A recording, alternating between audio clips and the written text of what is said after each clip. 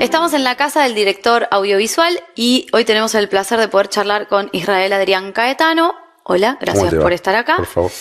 A propósito de la restauración de su película Un oso rojo, quería preguntarte si recordás en un principio cuál fue la semilla de esta historia, de dónde sale el guión.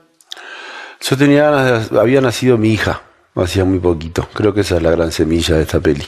Y después ganas de hacer un western, un policial. Se conjugaron esas dos cosas que parecían como muy difíciles de conciliar. Un western con el amor por una hija que uno puede llegar a tener en el momento que nace. Y así fue un poco eso. Recién habíamos terminado de hacer Pisa con Bruno, yo estaba haciendo Bolivia en ese mismo momento. ¿En el momento en el que empezaste a escribir Un oso estabas haciendo Bolivia? Sí, yo empecé a hacer Bolivia incluso creo que antes de estrenar Pisa, si mal no recuerdo. Era como una etapa así de mucha ebullición y creo que fue como algo bastante honesto de mi parte en ese momento, que ahora te lo puedo decir. En ese momento no podría explicar bien qué era lo que las ganas de hacer una película o por dónde iban las ganas de hacer una película. Ahora con el tiempo me doy cuenta que coincidieron en ese tipo de esas dos cosas, o sea, hacer cine de género y el nacimiento de mi hija. Claro, porque en realidad es como una de tus pelis en donde más apelás a elementos de un género en particular, ¿o no? Sí, ¿Sentís eso?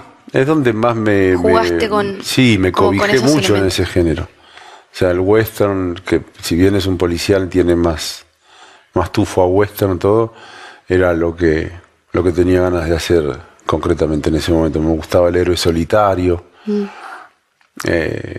el tipo que venía a hacer justicia en un lugar donde no había justicia, desde fuera de la justicia. Había un montón de cosas que me cautivaban del género y me parece que era el lugar donde más, al día de hoy, suelo cobijarme un poco más, que son los géneros. ¿Y habías pensado en Julio Chávez desde el principio o fue un actor que se te apareció después? ¿Pasaste por otros? Yo tenía ganas de hacerla con Látigo Colli al principio. Me muero. Y después fue casi una condición de Lita Stantic eso.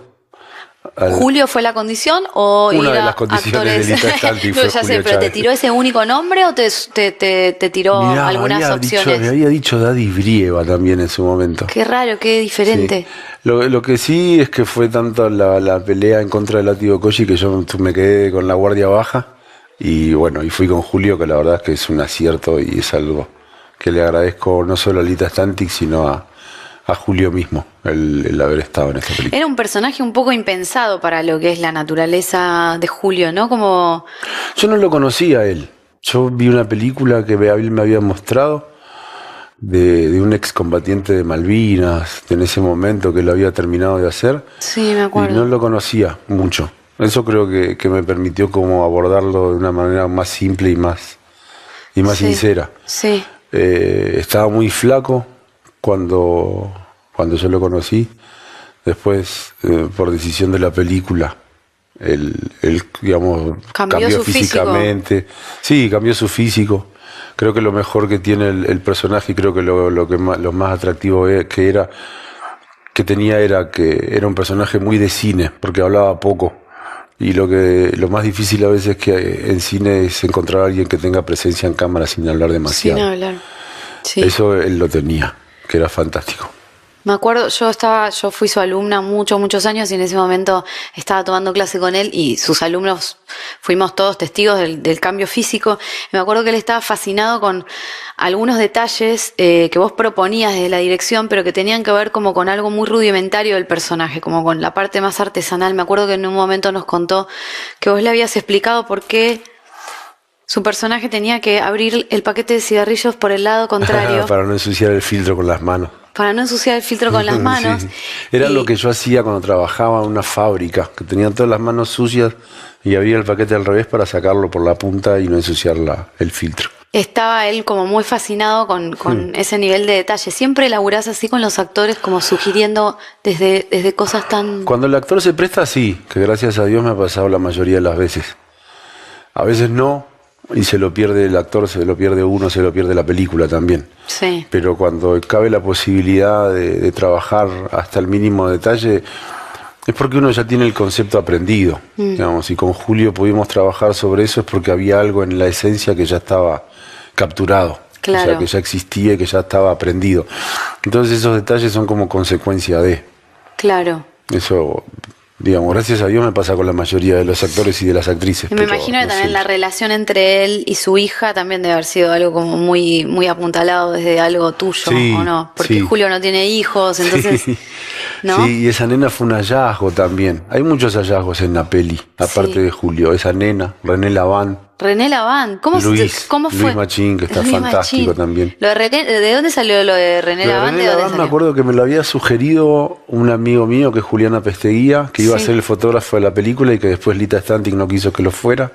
Julián es genial. Julián es genial. Y me acuerdo que me dijo, che, estaría bueno que esté René Laván. Y yo le dije eso a Lita, fuimos a verlo a un show que estaba dando en ese momento como en Recoleta, de prestidigitación y lo que él hacía. Y Stantic no estaba muy conforme, pero con haber puesto a Chávez ya era como que lo otro estaba en mis manos. O sea, la niña, René Laván, Luis Machín. Bueno, lo de Luis fue increíble. Yo a Luis lo conocí tipo 3 días antes de empezar la filmación con él. No existía ese personaje. Si hubo otro actor no me acuerdo, pero sé que con Luis nos juntamos en un bar y le dije, mirá, no sé mucho de qué hablarte, sé que tenemos que grabar en poco tiempo. Luis también fue un hallazgo. Yo tengo una gran admiración por Machín. Sí, está genial. Sí, que empezó ahí y que sigue al día de hoy también. Siempre contás historias como más enraizadas en la naturaleza de los hombres, personajes masculinos. ¿Cómo fue la experiencia en Mala de contar una historia de minas? O en disputas también. O en disputas también, totalmente. ¿Qué te genera? Es difícil. No sé, yo no sé mucho sobre mujeres. Desde tengo esa fascinación externa, digamos, si se quiere, o ese acercamiento que viene de una admiración muy grande, o de una fascinación muy grande, o de un respeto muy grande. No sé si algún día, no sé si logré abordar esos temas, no sé si logré llegar al hueso en esos temas, pero me pareció un desafío. A mí todo lo que me parece un desafío me parece entretenido. De hecho, disputas, cuando me habían convocado para dirigirla, tenían una mirada demasiado misógina para mi gusto. Mira. Entonces a mí lo que me gustó era convertir a esas mujeres en heroínas, en putas, así como despreciadas por toda la sociedad, gente como, convertirlas como en vírgenes casi, como en objetos de adoración. Eso me parecía divertido, pero no puedo evitar de ninguna manera tener una mirada masculina sobre la cuestión. Por eso mi abordaje siempre termina siendo, no superficial, pero sí externo. Digamos, no me sale lo almodovariano de meterme en el mundo femenino. No lo conozco, lo termino abordando desde un lugar como de mucho respeto, de mucha admiración, de mucha fascinación, de mucho deseo, digamos, todo lo que me provoca la imagen, digamos, también a veces un poco de sumisión respecto de las mujeres, pero me pasa un poco más por ese lado. Y decís que todo lo que te divierte te dan ganas como de investigarlo. Llevando este concepto a los 90, a Pizza, Birra y Faso y a esa época, ¿qué crees que fue? Yo recuerdo como ese momento de ebullición, pero desde el lugar de una estudiante, y me acuerdo lo que ustedes hicieron con Pizza, Birra y Faso y todo lo que después surgió de ahí, el nuevo cine argentino y bla, bla, bla. ¿Qué era lo que los estaba moviendo en ese momento? ¿Te acordás?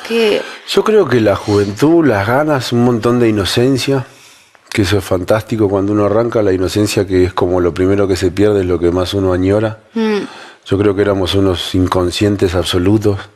Caímos presos filmando nosotros varias veces. No sabía eso. Por meternos en el obelisco, por andar grabando con armas reales, con los permisos más o menos poco. Nos pasaba eso. Porque no sabíamos el riesgo que corríamos de repente haciendo ese tipo de cosas. Lo único que queríamos era hacer una película a la cual queríamos mucho y teníamos ganas de hacer. Yo creo que esa inocencia es como el puntapié inicial a todo. Como uno sabe que se pierde rápido. ¿Y era una respuesta como al estatus del momento, como a las películas que por ahí ustedes veían que se hacían y no les movía nada? Yo creo que todo tiene que ser una respuesta a un estatus del momento, todo el tiempo. Mientras uno pueda mantener eso, es más grave cuando no ocurre en gente joven. Claro. Digamos, a medida que uno envejece se le perdona un poco el aburguesamiento del que pueda ser presa. Claro. Cuando sos pibe, no. Cuando sos pibe, no. Igual está bueno siempre patear en contra del sistema, sea cual fuere. Me parece que es un gran motor. Con Bruno nos pasó, creo que eso estaba como atrás de. Lo que nos pasó era que teníamos ganas de hacer una película, y ya. Y nada se nos iba a interponer en eso, ni el obelisco siquiera. Y qué bueno que la hicieron. Sí, gracias a Dios. Bueno, muchísimas gracias por esta charla. No, por favor. Muchas gracias por estar acá. Y entonces invitamos a nuestro público a ver Un oso rojo de Israel Adrián Caetano, como nunca la vieron.